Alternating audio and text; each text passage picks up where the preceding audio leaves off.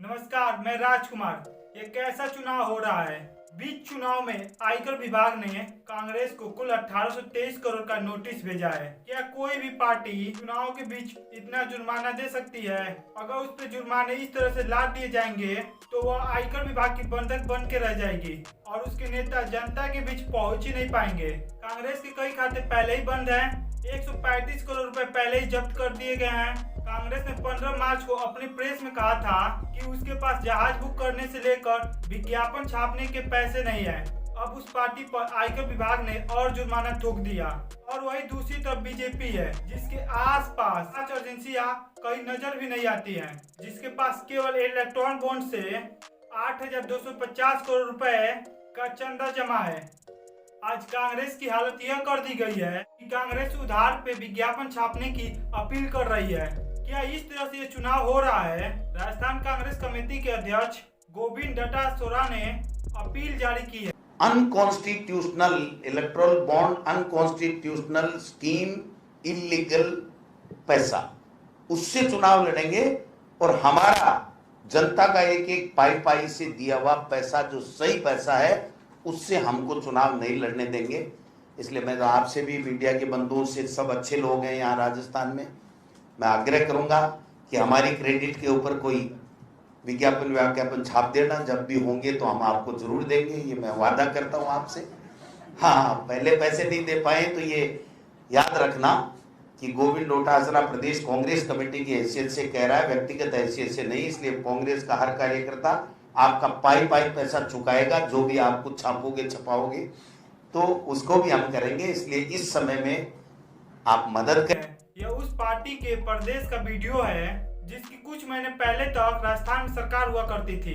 आज वो मीडिया से उधार पर विज्ञापन छापने की अपील कर रही है। जाहिर है कि 2024 का चुनाव मैदान में नहीं बल्कि कहीं और से लड़ा जा रहा है।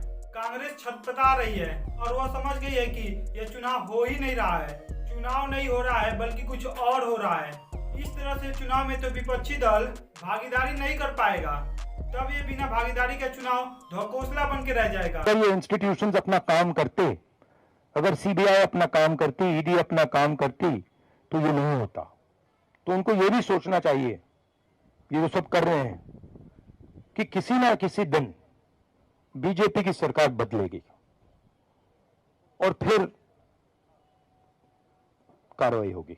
और ऐसी कार्रवाई होगी कि मैं गारंटी कर रहा हूं ये फिर से कभी नहीं होगा। तो उनको भी सोचना चाहिए। सवाल है कि सरकार बनेगी तब कांग्रेस जनता के बीच जा पाएगी, अपने वादों को जनता के बीच पहुंचा पाएगी। एक तरफ कांग्रेस अपने घर में बंद हो जाएगी और दूसरी तरफ कई हजारों करोड़ों के चंदा से लैस बीजेपी पानी की तरफ पैसा बहा रही होगी। अब यह लड़ाई कांग्रेस और बीजेपी के बीच नहीं हो रही है। चुनाव गुजर जाएगा और किसी को पता भी नहीं चलेगा कि कांग्रेस का उम्मीदवार भी आया था। आज कांग्रेस ने एक अहम प्रेस की है इसी विषय पर। 15 मार्च की प्रेस में कांग्रेस अध्यक्ष मल्लिकार्जुन खड़गे और पूर्व अध्यक्ष सोनिया गांधी और कांग्रेस सांसद राहुल गांधी मौजूद थे। लेकिन आज कांग्रेस ने कुछ अलग जानकारी आपके साथ रखी।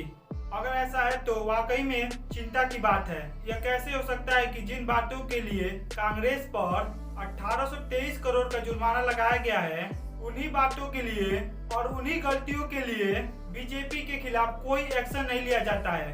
अजय माकन ने कहा कि कोई भी आम नागरिक चुनाव आयोग की वेबसाइट से इन दस्तावेजों को डाउनलोड कर सकता है और खुद से हिसाब लगा सकता है। इसके आधार पर कांग्रेस ने आयकर विभाग से मांग की है बीजेपी पर भी 46 करोड़ का जुर्माना लगना चाहिए। 2017-18 के अंदर बीजेपी ने 1297 लोगों के डोनेशन जिन्होंने दिए हैं, उनका कोई एड्रेस, उनका कोई पता नहीं दिया।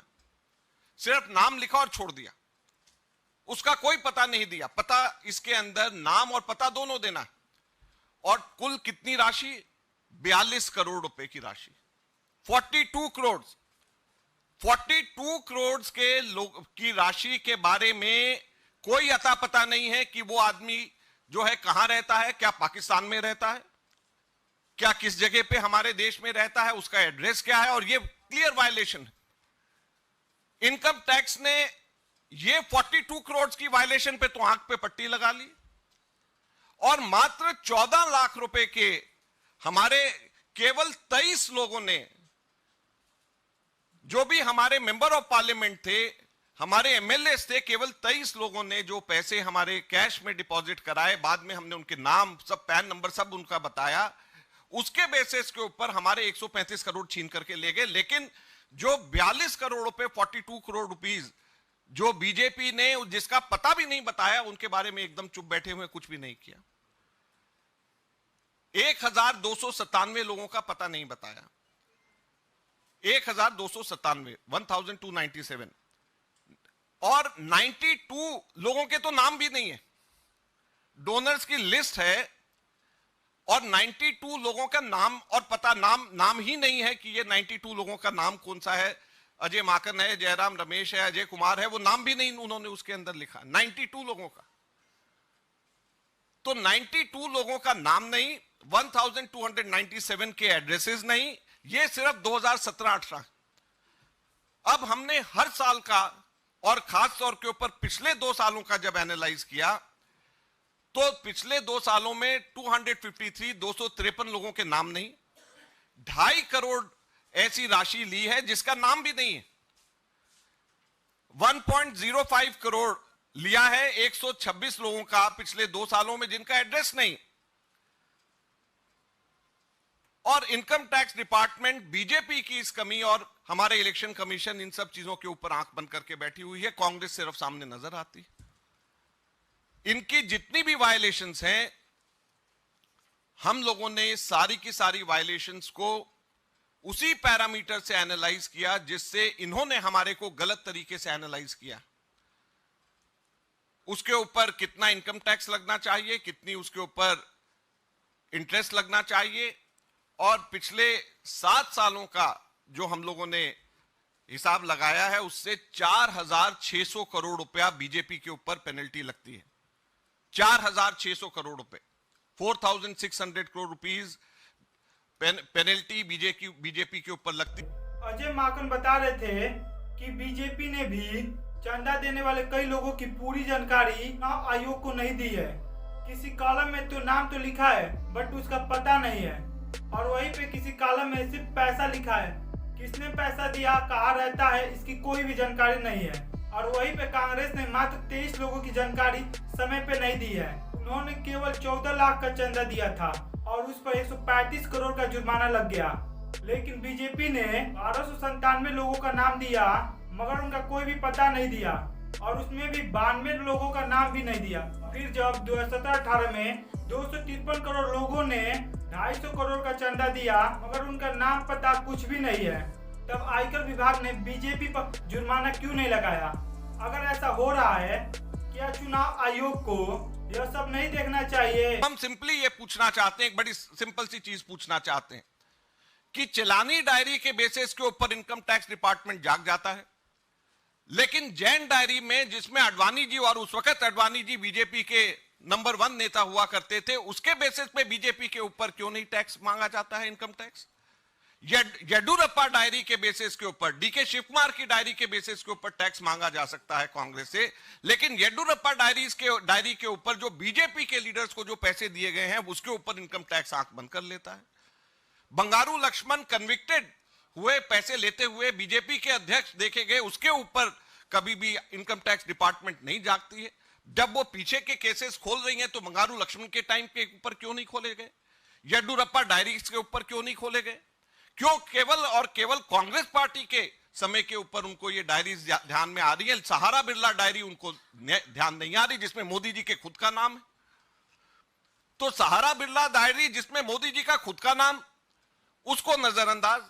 जैन डायरी जिसमें अडवाणी जी का खुद का नाम, उसको नजरअंदाज। येडुरप्पा डायरी जिसके अंदर तमाम बीजेपी के नेताओं को पैसे दिए हुए हैं, उसको नजरअंदाज। तो केवल और केवल कांग्रेस पार्टी को तंग करने के लिए, कांग्रेस पार्टी के ऊपर इस बात को उठाने के लिए क्यों ये किया जा रहा है? समाचार एजेंसी पीटीआई ने सूचनाओं के हवाले से लिखा है कि कम्युनिस्ट पार्टी को भी आयकर विभाग ने 11 करोड़ का नोटिस भेज दिया है। चुनावी चंदे की बॉन्ड से जुड़ी कितनी जानकारी सामने आई, जिन कंपनियों का मुनाफा कुछ लाख में है और वो कई सौ करोड़ का चंदा दे रही हैं, कंपनियां बीजेपी को 500 करोड़ का चंदा दे रही है, मगर ईडी और आईटी की नजर बीजेपी पे नहीं है। बीच चुनाव में विपक्ष को कुछ इस तरह से घेर लिया गया है। अगर मैं मोदी मीडिया को रिक्वेस्ट करना चाहूँगा हाथ जोड़ करके, अगर अभी नहीं दिख रहा आपको कि देश की दिशा में जा रहा है, नॉर्थ कोरिया की तरफ जा रहा है, चाइना की तरफ जा रहा है, की दिशा में जा रहा है, आगे चुनाव होंगे नहीं होंगे, नॉर्थ कोरिया की तरफ होंगे या चाइना की तरफ होंगे, रशिया की तरफ होंगे, ना एक पार्टी जो सरकार होती है वो तय करती कौन जीते कौन नहीं जीते। देखा पाकिस्तान में क्या तमाशा हुआ, तो हिंदुस्तान कम से कम पाकिस्तान के ऊपर आरोप लगाते आए हैं तो वहाँ डेमोक्रेसी नहीं है, बार बार सैनिकों का शासन हुआ है, भुट्टो को फांसी हो गई प्रधानमंत्री को, और वहाँ पे कानून का राज नहीं रहता है। आप क्या उस दिशा में बढ़ रहे हैं? ये मुल्क, ये आपको हमको एक चिंता कर समझना चाहिए। कल राहुल गांधी जी ने बात कही थी कि कोई अच्छा ही नहीं है, एक नेशनल पार्टी, आपकी पार्टी डेमोक्रेसी के अंदर इतना बड़ा फैसला हो गया इनकम टैक्स का, इतना बड़ा अकाउंट फ्री हो गए, क्या इस देश में नेशनल मीडिया को आगे नहीं आना चाहिए? चुनाव आयोग ने अपने प्रेस में लेवल प्लेइंग फील्ड का जिक्र कई बार किया है, यानी सबको बराबर मौका मिलना चाहिए। हम उनका बयान फिर से दिखा रहे हैं ताकि आप जनता को याद रहे उन्होंने क्या कहा था। अपने जितने भी हमारे चुनाव कराने कर्मी जाएंगे उनसे मैं फिर से एक बार अपील करना चाहता हूँ, आज सुन रहे होंगे कहीं ना कहीं, कि लेवल प्लेइंग फील्ड प्रोवाइड करना उनका परम धर्म है, इसमें से कतई भी कोताही ना बरतें। उनको बताया गया है, इंस्ट्रक्शंस दी गई हैं, अगर बरतेंगे तो will be ruthless in dealing, because majority ऐसा नहीं करती, अगर एक दो करेगा तो उसकी वजह से हम अपने इलेक्शंस को बदनाम नहीं होने देंगे, विल बी रूथलेस। और उन्होंने इस मामले में क्या किया, आप सभी को पूछना चाहिए, क्या चुनाव आयोग रेफरी की भूमिका में नजर आ रहा है, या जांच एजेंसी अपनी कार्रवाई से विपक्ष की भागीदारी को, जनता के बीच की गतिविधियों को रोक रही है? तो इस वीडियो में बस इतना ही। लास्ट तक बने रहने के लिए इस वीडियो में आपका धन्यवाद।